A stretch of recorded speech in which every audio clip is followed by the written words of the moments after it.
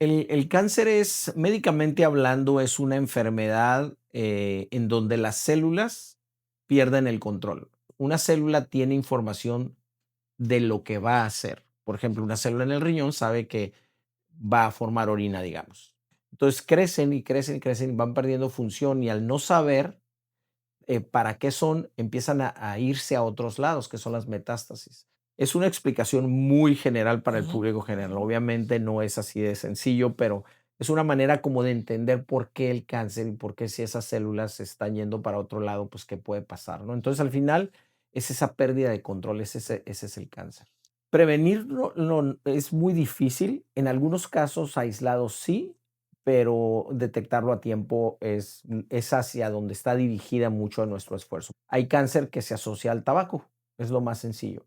Hay algunos otros factores, otros colorantes ya bien identificados. Por ejemplo, la gente que pinta el pelo.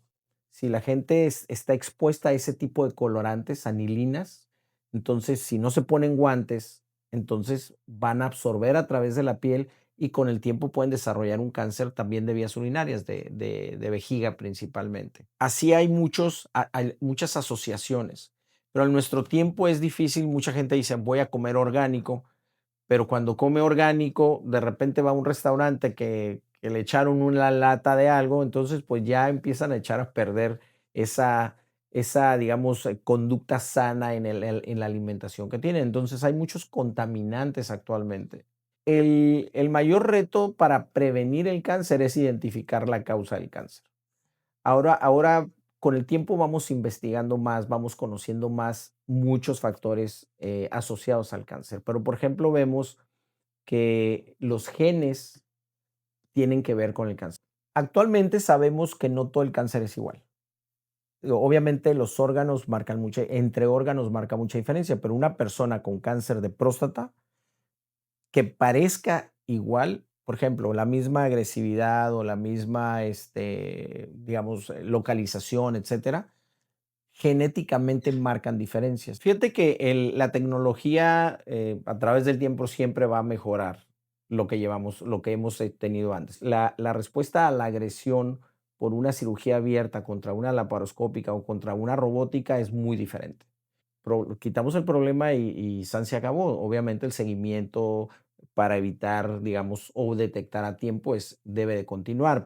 Entonces esas herramientas vienen, por ejemplo, cuestiones de inteligencia artificial, en donde las cirugías que estamos haciendo se están subiendo y se están analizando por el robot o por las empresas de robot, perdón. Actualmente hay estudios en donde el robot ya identifica pasos. Tú le pones una cirugía y te dice, que estás quitando una vesícula. Y al momento de estar operando, él va a identificar estructuras que yo ya metí con las radiografías del paciente. Entonces va a identificar y va a decir, ok, si tú sigues rascándole ahí, tienes 10% de riesgo de complicar por una lesión de este tipo. O nos puede sugerir, oye, ¿sabes qué? No emitas tanta energía, emite menos energía y ya lo regulas. En junio del año pasado fue la primera cirugía totalmente robótica. Fue en un cerdo. El robot le quitó la vesícula al cerdo, o sea, operó al cerdo de inicio a fin. Obviamente una persona colocaron los puertos, pero ya el robot identificó esos pasos. Creo que la cultura de los exámenes y la visita a algún médico se debe de transmitir a los más jóvenes. Hola, ¿qué tal? Bienvenidos a una emisión más de Una Mirada. Mi nombre es Sergio Cermeño Ochoa. El día de hoy dirigimos nuestra mirada a un problema de salud pública muy relevante. Es de los primeros problemas de salud que existen en el mundo y bueno, México no se escapa a esto. Estamos hablando del cáncer.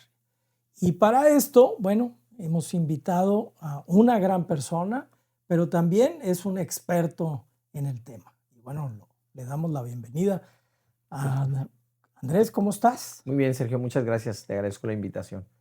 Es Andrés Hernández Porras. Así es. Em, Dinos qué quieres que el público conozca de ti.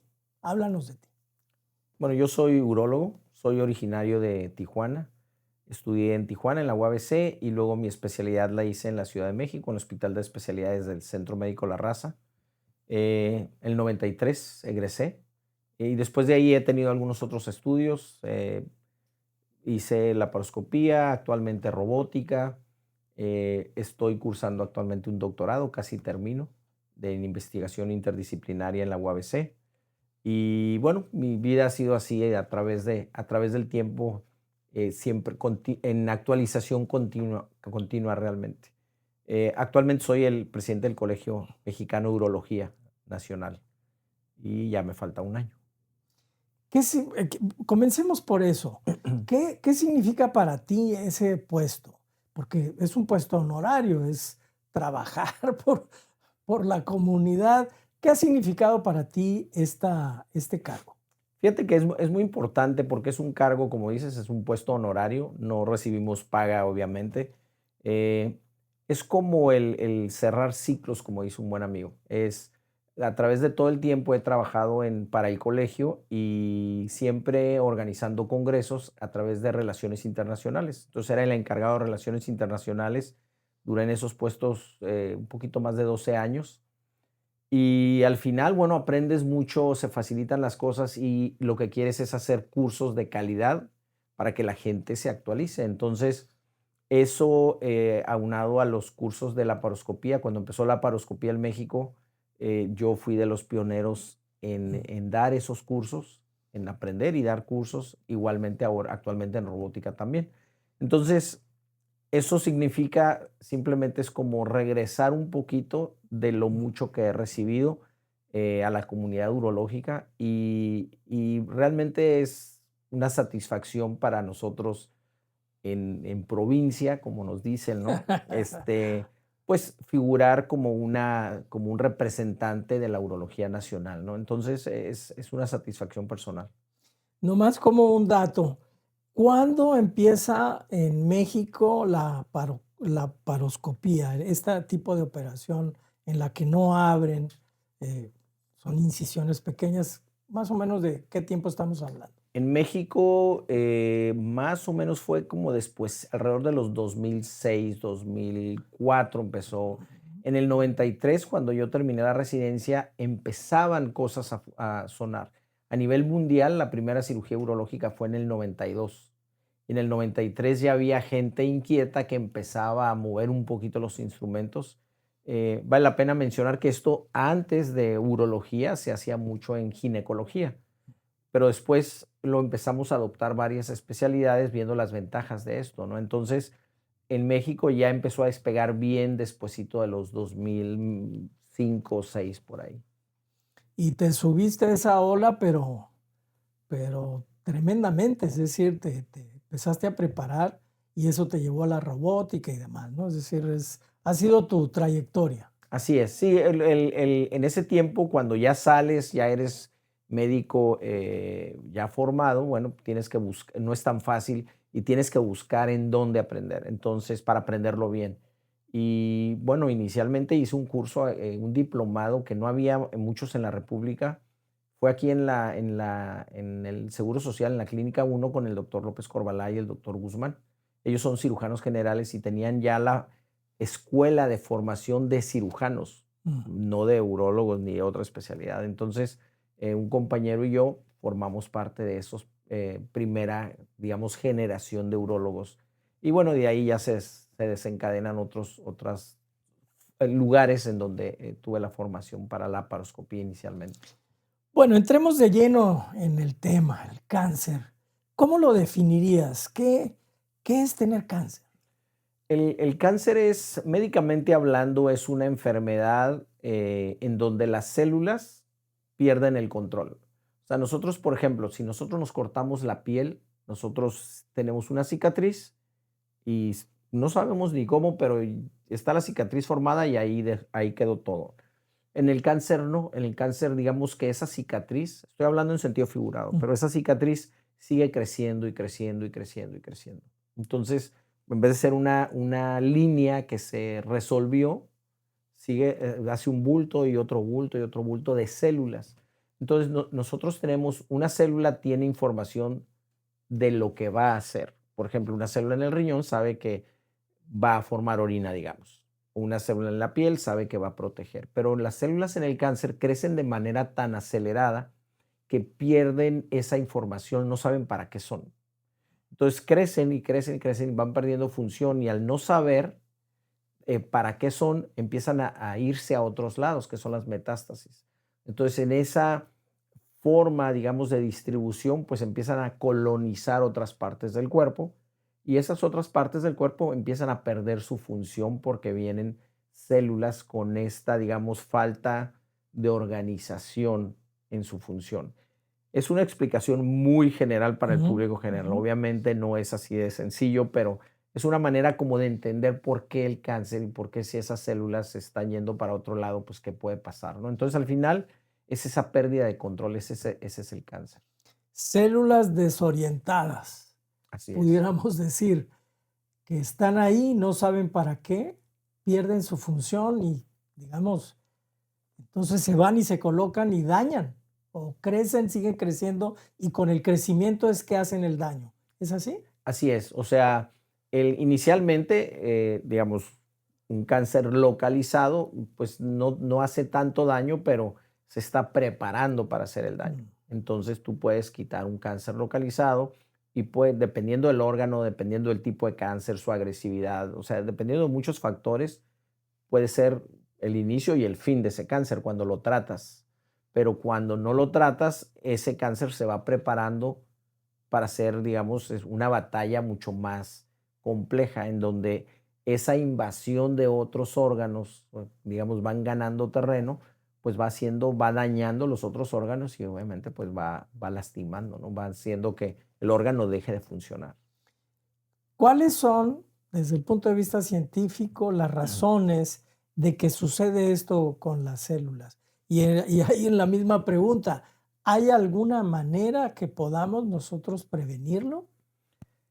Prevenirlo es muy difícil, en algunos casos aislados sí, pero detectarlo a tiempo es hacia donde está dirigida mucho nuestro esfuerzo. Por ejemplo, para prevenirlo hay cáncer que se asocia al tabaco, es lo más sencillo.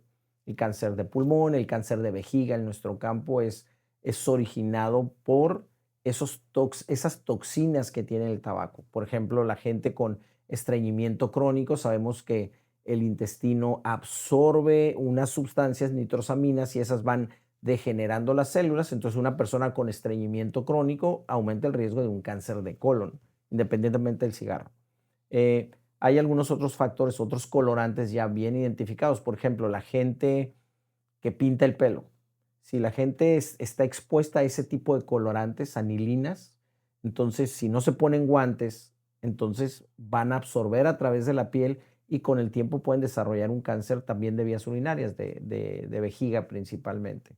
Eh, Así hay hay muchas asociaciones, pero en nuestro tiempo es difícil. Mucha gente dice, voy a comer orgánico, pero cuando come orgánico, de repente va a un restaurante que le echaron una lata de algo, entonces pues ya empiezan a echar a perder esa, digamos, conducta sana en la alimentación que tienen. Entonces hay muchos contaminantes actualmente que nos lastiman las células y bueno, obviamente pues aumentan el riesgo de cáncer. Por eso ahora hay tanto cáncer, hay muchísimo más cáncer, hay más gente, más volumen de cáncer, pero si nosotros lo vemos por cada 100,000 habitantes, que es como normalmente se reporta, vemos que ese incremento en algunos tipos de cáncer se ha visto reflejado con el tiempo, digamos, de manera ascendente, ¿no?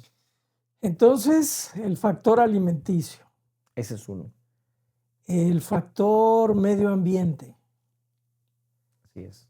eh, ¿Cuál es el mayor reto para la prevención del cáncer?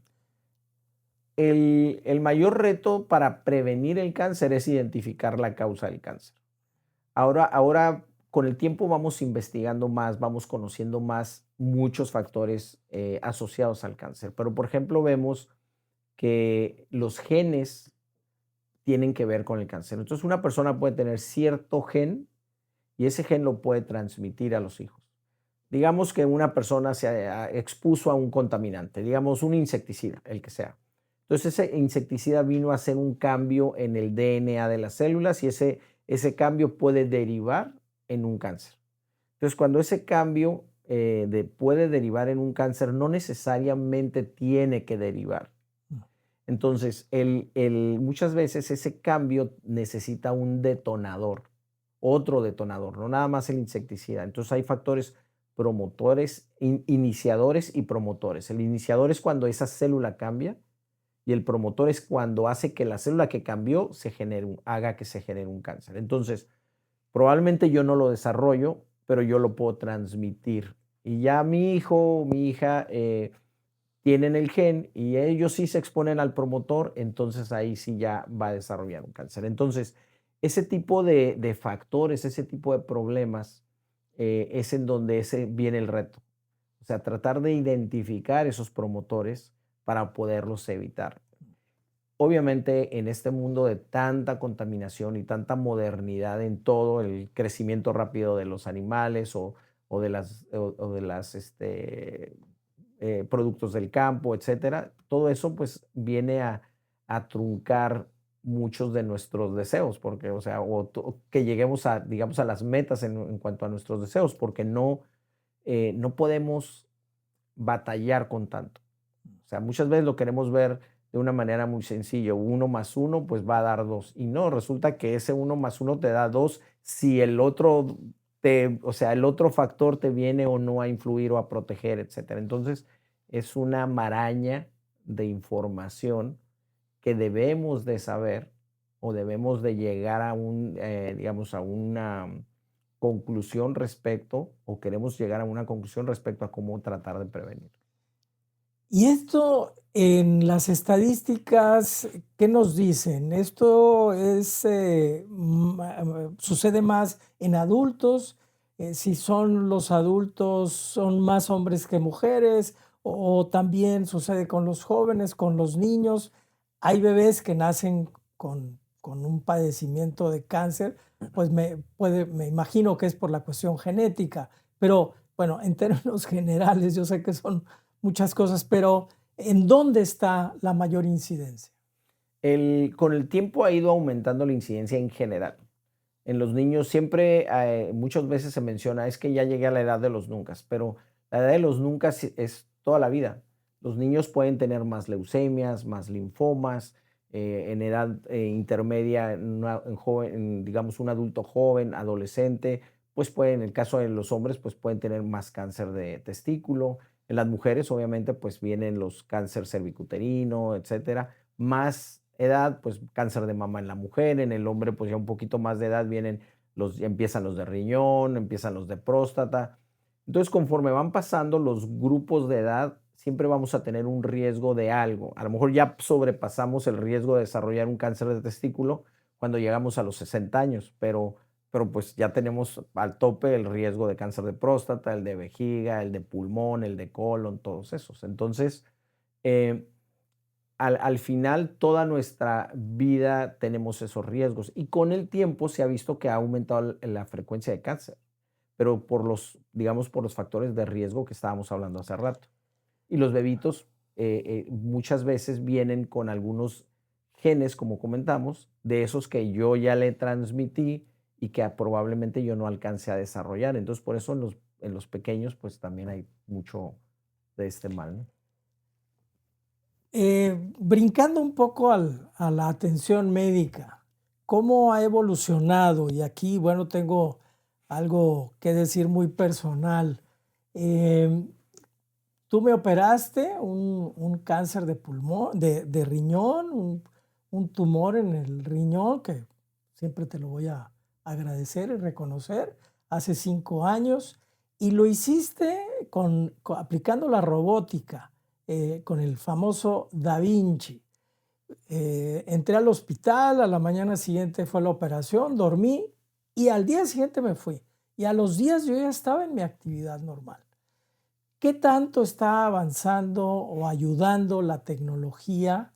Y bueno, ya apurados en ese tema, ¿será que en algún momento la inteligencia artificial sea como para programar una cirugía y el Da Vinci, ahorita me dirás que es el Da Vinci, con esos brazos se activen automáticamente y puedan hacer una operación de este tipo? ¿Qué nos dices de todo esto? Fíjate que la tecnología a través del tiempo siempre va a mejorar lo que llevamos, lo que hemos tenido antes. Por ejemplo, aquí, si nosotros comparamos la respuesta de un paciente a una cirugía, porque es una agresión que hacemos como cirujanos. Entonces, la respuesta a la agresión por una cirugía abierta contra una laparoscópica o contra una robótica es muy diferente. Entonces ya lo viviste en carne propia y digo, gracias a Dios, tu problema era algo localizado. Ujú. Entonces nos permite quitar solamente el problema. Quitamos el problema y san se acabó. Obviamente el seguimiento para evitar, digamos, o detectar a tiempo debe de continuar, pero al final la tecnología ahí ayudó a que el sangrado fuera menos. Si hubiéramos hecho la cirugía con técnica abierta, entonces hubiera sido mucho más sangrado, menos control de las cosas. Eh, y muchas veces se piensa al revés, oye, pues si yo abro veo todo, pero si operas a través de tubos, obviamente es como si estuvieras adentro y ves todo de todas maneras y lo ves más grande. Y si no lo quieres ver tan Más a grande, detalle, ¿no? más a detalle, sí. Tú presionas un botón, lo puedes ver más grande, o presionas otro botón, lo ves más chico. Si estás, no sé, brillando mucho la grasa, pues, normalmente tenemos grasa adentro, pues le modificas un poquito el brillo y ves perfectamente. Entonces, Este programa es patrocinado por el Hospital HMN, cuidando la salud de tu familia. Como una computadora para que nuestro público entienda. O básicamente, sea, estás ahí como en una foto y tú le mueves los parámetros y mejoras la imagen para ver lo que tú quieres ver. así ¿Así es, es? así es, así es. Y aparte, por ejemplo, el robot nos da más movimientos de los que tiene la muñeca. O sea, nos da de manera igual general, normalmente tenemos 6 movimientos con la muñeca y con el robot tenemos 7. Entonces, tenemos que aprender a hacer esos movimientos nuevos para poder optimizar nuestros recursos dentro del paciente. Eh, en cuanto a lo que me decías, si, cómo va a evolucionar la tecnología. O sea, el Da Vinci fue un super boom en su tiempo. Actualmente, En qué año apareció? Da Vinci fue aprobado por la FDA en 2002. Mm. Entonces, el inicio de Da Vinci era en la guerra, el cirujano va a estar aquí, llevan un Da Vinci, los técnicos van a poner a un soldado herido en una camioneta y entonces desde aquí van a operar al soldado. Ese fue el inicio o la visión que tuvo la empresa. Empezaron dos empresas y una se fusionó, total que hay Zeus con Da Vinci y luego siguió Da Vinci. Entonces, ese ha sido la progresión. Actualmente hay muchísimos robots. Si lo quieres ver de cierta manera, han sido copia de Da Vinci, pero unos con copias pues muy cercanas a Da Vinci. Ahorita te pudiera decir que aunque haya muchos robots y con todos se puede, o con casi todos se puede hacer lo mismo que con Da Vinci, la comodidad de tener el original Ujú. sí hace una diferencia. Eso por un lado. La otra cuestión es, actualmente hay muchas herramientas agregadas al Da Vinci. Entonces, esas herramientas vienen, por ejemplo, cuestiones de inteligencia artificial, en donde las cirugías que estamos haciendo se están subiendo y se están analizando por el robot o por las empresas de robot, perdón. Actualmente hay estudios en donde el robot ya identifica pasos. Tú le pones una cirugía y te dice, ah, ok, estás quitando una vesícula. Ah, ok, este paso estás buscando esta arteria. Ah, este paso estás haciendo esto. Entonces ya el robot está identificando pasos.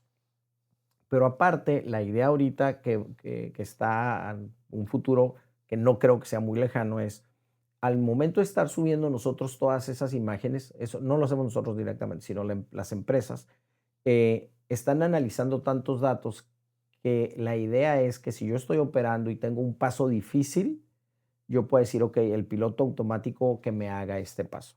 Entonces, en eso suena así medio raro, Sí, sí, sí. descabellado, pero vas a ver que no. Ahorita te explico eso. Entonces, aquí la cuestión es, si yo estoy en un paso, perdón, si yo voy a operar a una persona, pongo las radiografías de esa persona, todos los estudios de esa persona, los meto a la computadora del Da Vinci y al momento de estar operando, él va a identificar estructuras que yo ya metí con las radiografías del paciente. Entonces va a identificar y va a decir, ok, si tú sigues rascándole ahí, tienes 10% de riesgo de complicar por una lesión de este tipo. Entonces, en esa información que se está metiendo, lo que se está tratando de hacer es alertarnos como cirujanos a que nosotros podemos tener alguna complicación o algún error. O nos puede sugerir, oye, ¿sabes qué? No emitas tanta energía, emite menos energía y ya lo regulas. O igualmente, te puede decir, ahí ni te metas, ¿no? Y ya si te quieres meter, o sea, él no te va a evitar, no te va a bloquear, te va a advertir, Te básicamente. va a dar elementos para que tú tomes decisiones. Así O es, sea, sigue siendo la decisión del ser humano, el médico. O sea, la inteligencia artificial con la información que tú le das te ayuda, te auxilia. totalmente. Actualmente, por ejemplo, nosotros utilizamos un medicamento que se llama verde indocianina. Entonces nosotros lo inyectamos y con un tipo de luz especial que trae el robot, que tiene el robot, nosotros cambiamos la luz y vemos cómo la luz verde fosforescente identifica estructuras. Entonces, por ejemplo, si yo estoy buscando un uretero, yo le puedo inyectar antes al uretero, entonces me va a dejar fosforescente esa estructura. Y al dejarla fosforescente, yo puedo evitar cortar algo que no deba de Ah, cortar. Una cirugía como la que comentabas del riñón, nosotros podemos poner ese líquido y al poner el líquido nosotros podemos identificar si estamos dejando tumor mm. en donde nosotros decimos, ok, ¿sabes qué? ¿Cortaría todo el tumor o me falta cortar más? Y eso me puede ayudar a identificar esa estructura o ese cáncer que estoy dejando residual. Y eso va a cambiar totalmente el resultado en el paciente. Entonces ya tenemos algunas cosas. Y hay otro, por ejemplo, otros medicamentos, otras sustancias que identifican ganglios. Mm. Y esos ganglios tú los pintas en cáncer de próstata principalmente y tú dices, ¿sabes qué? Yo ya sé que los ganglios van a correr de aquí a acá, pero puedes tener una vía alterna que no sabes, o sea, que no es, que ese paciente, digamos, tenga algo diferente. Mm. Entonces tú tienes un ganglio por acá y lo vas a encontrar. Entonces actualmente tú metes es como un transductor, identifica es un radionúclido, un gamma probe se llama, entonces tú lo identificas y sabes que aquí hay un ganglio que no lo veo, pero ahí está. Lo buscas y lo encuentras. Entonces, estos ya cambian los resultados de la cirugía del paciente. Entonces, eso ya está. Eso ya está. Por ejemplo, al momento de nosotros operar un tumor, volviendo al del riñón, digo, como soy urólogo, mi enfoque es urológico, básicamente, pero en muchas especialidades aplica. Tú metes un ultrasonido especial y tú identificas los bordes del tumor. Por ejemplo, cuando tienes un tumor escondido dentro del riñón, pones el ultrasonido y en el mismo robot, en la pantalla, tú estás como si estuvieras viendo a través de un periscopio Mm. eh, y ahí ves como una recuadro, bien, ves el ultrasonido, lo que está haciendo el ultrasonido. Entonces, en ese momento, tú ves el ultrasonido y marcas donde quieres incidir el riñón. Entonces, identificas con precisión en dónde está escondido. Es como cuando buscas metales en la Sí, con playa, la ¿no? Con la maquinita esa. maquinita. Sí. Entonces, eso ya está. Eso ya, o sea, ya ese avance ya está. Pero en junio del año pasado fue la primera cirugía totalmente robótica. Fue en un cerdo. El robot le quitó la vesícula al cerdo. O sea, operó al cerdo de inicio a fin. Obviamente una persona colocaron los puertos, pero ya el robot identificó esos pasos. Entonces, respondiendo a la pregunta si algún día va a pasar, pues En ya cualquier pasó momento en se cualquier momento, autorizará. ¿sí? O sea, definitivamente, obviamente creo que falta. Ujú. Yo no, de que va a llegar. No creo que sea tan corto el tiempo en donde sea independiente totalmente el robot, pero definitivamente ya está. O sea, ya son cosas, son futuro que está presente, por Sí. decirlo de alguna manera, ¿no? Entonces, pues sí nos va a ayudar. El tema es amplio, pero tratando de encajonarlo para ser más efectivos en esta conversación. ¿En qué tipo de cáncer, bueno, está la operación, puede ser robótica, bueno, ya, robótica, está la quimioterapia, está, en fin, ¿cómo se resuelve un caso de cáncer para decidir qué se va a hacer? Eh, Actualmente sabemos que no todo el cáncer es igual.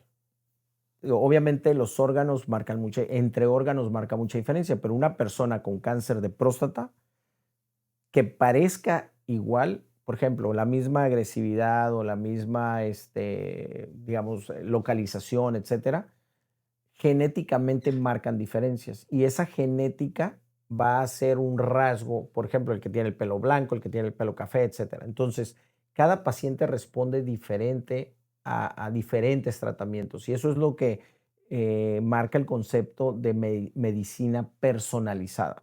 Actualmente eso está más desarrollado en cáncer avanzado. Ya la medicina o el medicamento, la quimioterapia no es la misma, la inmunoterapia no es la misma respuesta en un paciente que en otro. Cuando nosotros tenemos hablando en general, un cáncer de próstata, sabemos que es sensible a radiación también. Obviamente, la cirugía resuelve, la radiación en algunos casos resuelven, y hay otros tipos de tratamientos que pudieran apoyarnos y tratar al paciente dependiendo de la agresividad, localización, etcétera. Pero ya como te comentaba, ya cuando está avanzado, ya la genética juega más en la decisión de un tratamiento y juega más en la sensibilidad de un tratamiento. Es muy sencillo, digamos, cuando nosotros queremos tratar de entender esto, es cuando haces un examen de orina y pides un cultivo para ver cuál antibiótico le das al paciente. Mm. Entonces sabemos que hay mucha resistencia bacteriana. O sea, el mismo nombre de la bacteria no aplica el mismo tratamiento en diferentes pacientes o incluso el mismo. Puede tener la más frecuente E. coli y tener diferente sensibilidad. Es lo mismo en el cáncer. O sea, dependiendo del tipo de cáncer, hay linfomas o hay leucemias, que no por ser leucemia es el mismo tratamiento. Hay que ver qué tipo de célula tiene la leucemia.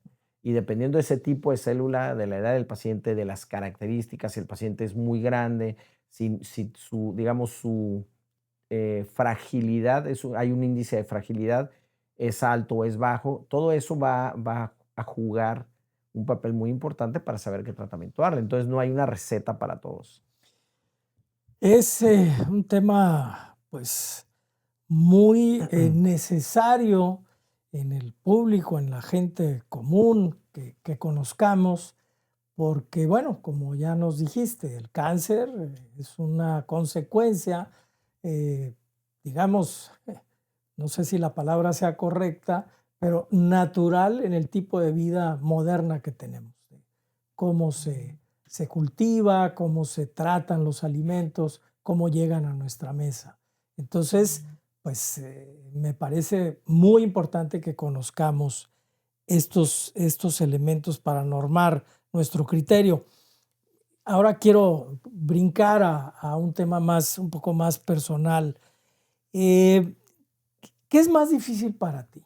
¿Operar un tumor o darle el diagnóstico a una persona que pues, recién estás tratando y realmente tiene un problema de cáncer ya de los más altos, con pocas probabilidades de sobrevivencia?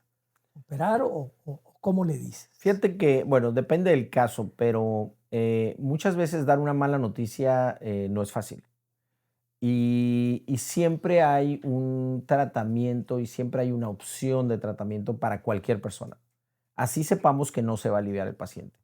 Lo principal es decirle al paciente la verdad, pero también siempre darle una esperanza, porque siempre existe esperanza.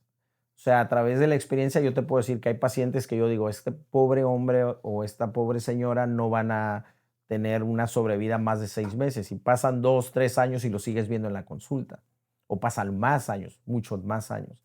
Entonces, algo que hay que aprender a dar es a dar la mala noticia. Y muchas veces sirven experiencias propias porque tú te proyectas hasta cierto grado. Y en lo personal yo tuve una experiencia desagradable y sé lo que siente el paciente cuando le das una mala noticia. Y sé lo que siente el paciente cuando tiene la esperanza de que estés equivocado en lo que le dijiste. Entonces, eh, yo creo que siempre a través del tiempo, sí hay casos que te, te doblan porque hay pacientes que realmente tú dices, no, esta pobre persona no tiene 6 meses de vida. Actualmente tengo 2 pacientes que yo pensé eso y llevan más de 3 años. Entonces, siempre el sistema inmunológico del paciente debe de estar súper, o sea, al 100%. Y si tú le das una mala noticia y le das pocas esperanzas, pues ese sistema inmunológico se los vas a bajar al 10% a lo mejor. Claro. Entonces, muchas veces se mueren de una neumonía, se mueren de otra cosa por la pura depresión inmunológica. Entonces, no es fácil dar una mala noticia. Con el tiempo, desgraciadamente, uno se acostumbra a dar malas noticias. Pero siempre, aunque no es fácil, siempre hay que dar la opción de tratamiento. Y que es como te decía, no es ser algo, no es decir algo falso, siempre hay opciones de tratamiento. Y la respuesta es muy, muy variable. Entonces, sí es difícil, en concreto es difícil, y hay pacientes que te llevas el problema a casa aunque no quieras, aunque lo trates de evitar. Y en cirugías difíciles, bueno, o sea, hay cirugías que son muy difíciles. Como hay veces les digo a los pacientes, me hiciste envejecer, ya sea días, meses, años, ¿no? Entonces, hay pacientes que nos desgastan mucho físicamente. Cuando un caso es difícil, obviamente batallas con el caso como tal, pero también batallas porque el paciente está depositando una confianza en ti. Entonces, cuando uno está operando y estás viendo que la cosa está muy difícil, siempre te acuerdas del paciente en el consultorio, o sea, no puedes evitar eso. Entonces, sí hay veces es una carga más como entre moral o como que estás obligado a, a a responder positivamente al paciente. Entonces, en este caso, sí hay casos muy difíciles. Hay casos que tú le das al paciente, le tienes que decir las cosas como son, pero aún así estás mega obligado a que el paciente salga bien.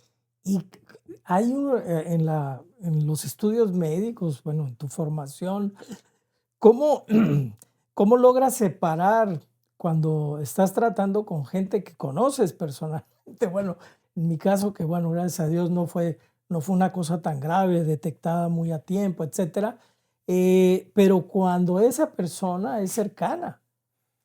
Fíjate que ahí en lo personal, digo, yo he aprendido como a separar la amistad de la enfermedad. Entonces yo a todos los trato igual.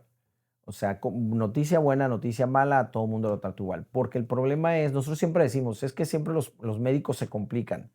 Cuando operamos a un médico, muchas de esas complicaciones, y está demostrado, es que dices, si le hago así, le va a ir mejor. Mm, O sea, estás probando cosas nuevas que ni siquiera sabes si funcionan, pero por hacer un bien haces un mal.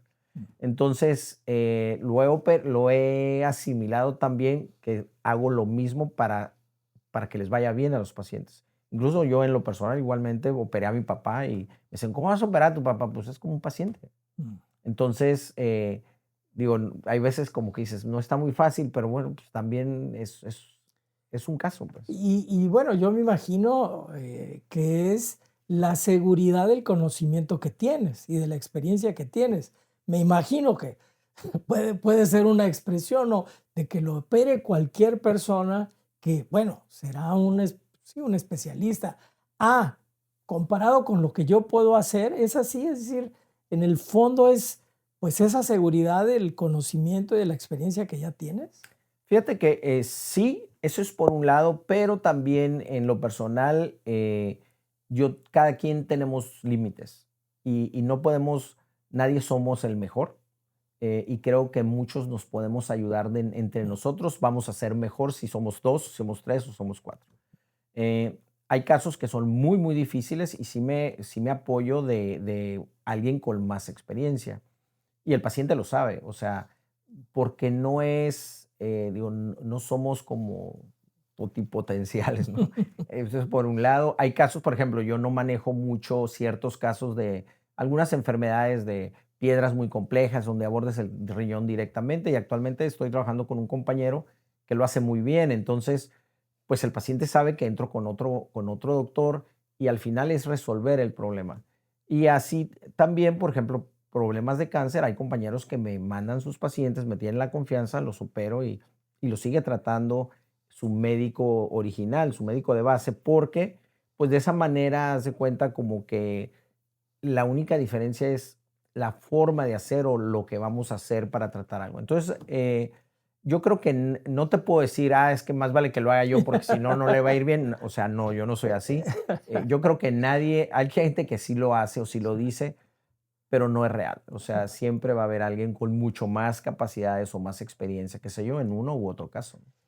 ¿Qué piensas, qué sientes, cuál es tu impresión de, por tu trabajo, estar en el límite de la vida y la muerte? Porque suena muy dramático, pero esa es la verdad. Es decir, los médicos en general, pero los cirujanos o gente como tú especializada en este tipo de enfermedades, pues están en ese límite.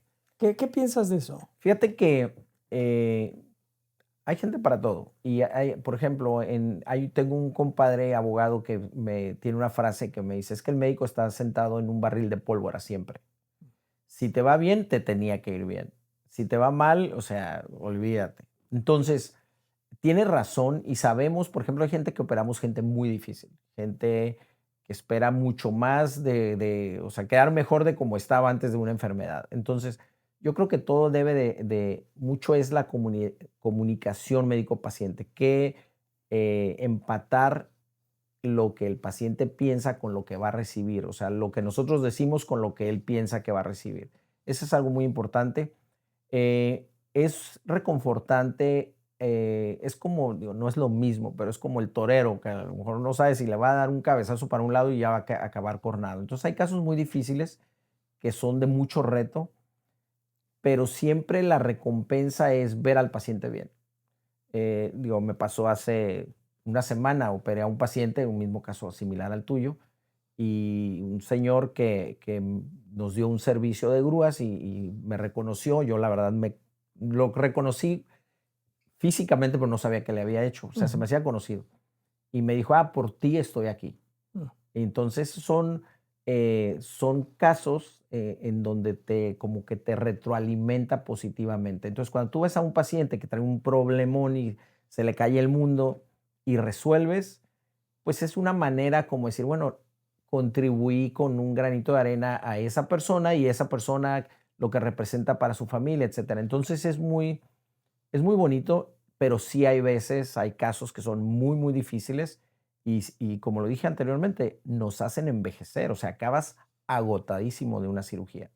Te súper concentras, hay veces no has dormido bien y tienes que estar en una urgencia o sea, es como el jueguito de la operación, tocas la pared y pues te va Sí. muy mal, ¿no? Entonces, eh, es mucho vivir al límite, es esa adrenalina, que en este caso es como muy bonita, porque es una adrenalina que a nosotros nos retroalimenta, pero sí es como ayudar a la gente, es ayudar a resolver un problema y eso es lo que dices, bueno, pues ya como que descansas, ¿no? Obviamente la familia lo sufre porque te ve menos, pero al final, pues ayudas mucha gente, ¿no? Eh, bueno, ya de alguna manera entrando al final de esta conversación, salvo lo que tú luego quieras agregar, dos cuestiones. Una, que ya más o menos la respondiste, pero la quiero volver a hacer directa. ¿Qué te ha enseñado para tu vida personal el trabajo que tú haces profesionalmente? Me ha enseñado que todos podemos ser como un apoyo para todos. O sea, creo que en todos los campos, desde el contador, el abogado, el médico, el cura, lo que tú quieras. En lo personal, me ha enseñado que sí puedo apoyar o ayudar a mucha gente, que muchas veces eso te alimenta, pues. Me ha enseñado que no tenemos la vida comprada. Me ha enseñado que yo puedo sentirme muy bien ahora y se me ocurre hacerme unos exámenes y resulta de que no la tenía comprada. Entonces, ves de todo y lo tomas para lo positivo, pues, o digamos, de lo negativo tienes que sacar lo positivo. Sí, hacerte tus exámenes, obligar o invitar a tus seres de alrededor queridos que se los hagan porque no sabes qué va a pasar. incluso un accidente, saliendo de aquí puede pasar un accidente. Entonces, sí te ayuda a vivir tu vida como si fuera el último día, como es una frase muy, muy común, ¿no? Mm. Y es real, o sea, hay veces no escuchas, sales a la calle y no escuchas el ruido del aire con los árboles o no escuchas al pájaro, sino que vas pensando en 10,000 cosas. Entonces, te ayuda a asimilar tu alrededor y eso te retroalimenta muchísimo. O sea, ¿cuántas veces no vas a la playa y pues, agarras el pollo y ya viste el sol y te pusiste bajo una sombrilla, pero no te pones a oír el mar o no te pones a ver a la gente cómo disfruta, o sea, hay muchas cosas que te enseña a disfrutar más allá de lo que creemos que estamos viendo. Ya escuché, te iba a preguntar a que alguna recomendación para todos, pero bueno, ya escuché esto de hacerte análisis. Supongo que pues estar en contacto con un médico en general, pero que pueda detectar ciertas cosas en su momento, porque bueno, en mi caso la detección, y yo me imagino que en muchos casos es la diferencia de seguir vivo mediante una operación, por supuesto, un tratamiento, a no estar vivo si no se detecta a tiempo. Entonces, los estudios, ¿qué tipo de estudios? ¿Qué nos puedes decir de la prevención que podemos tener? Fíjate que hay que entender que cuando tenemos enfermedades que van iniciando, no vamos a tener ninguna molestia. Porque hay gente que te dice, ¿sabes qué? Pues no me duele nada. Entonces ahí es el primer error. Exámenes, hay que ver qué es lo que nos pega primero por áreas. Por ejemplo, es diferente Japón que México, que Estados Unidos, etcétera. Lo que más nos mata son los problemas cardiovasculares, enfermedades metabólicas, que vienen siendo pues, entre el colesterol, los triglicéridos, la presión alta, la diabetes, o sea, muchas enfermedades alrededor de lo metabólico y de ahí derivan otras muchas. Entonces tienes que hacer exámenes, pues generalmente biometría hemática, una química sanguínea de 24 a 36 elementos, general de orina, dependiendo de la edad, antígeno prostático. eh, Después de bueno, y después de eso vienen también los cáncer. El cáncer es de las primeras causas de muerte también después de los 40 años. Entonces, pues hay que buscar los cánceres más frecuentes en nuestra área, que vienen siendo próstata, pulmón, colon, tiroides, leucemias o linfomas. Entonces, cuando tú haces, por ejemplo, tus biometrías, bueno, ya sabes si pudieras traer una leucemia, es una posibilidad. Cuando tienes una radiografía del pecho, que es un examen, o sea, te cuesta 500 pesos más o menos, puedes detectar un cáncer de pulmón. Un ultrasonido de tiroides te cuesta como 600 pesos, puedes detectar algún nódulo. Eh, hay un estudio del corazón que te puede anticipar la posibilidad de algún infarto, que mide la calcificación de las coronarias, que se llama score de calcio, te cuesta como 4,500, 5,000 pesos. Entonces, si tú vas sumando, bueno, el antígeno prostático que te cuesta como 300 pesos, un examen de sangre.